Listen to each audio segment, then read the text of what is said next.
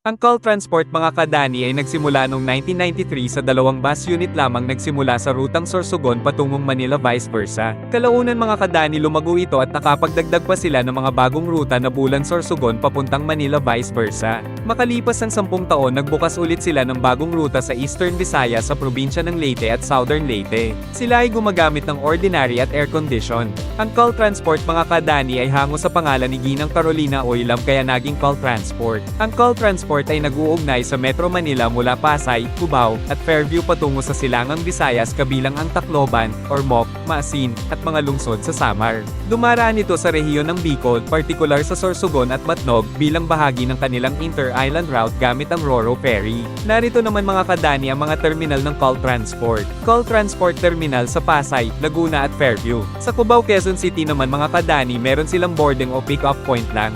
At panghuli ay ang terminal nila sa Leyte. At gumagamit sila ng manufacturer brand gaya ng Higer, Golden Dragon, at Volvo. Kung meron pa akong impormasyon na hindi nabanggit mga kadani ay pwedeng paki-comment na rin. Maraming salamat!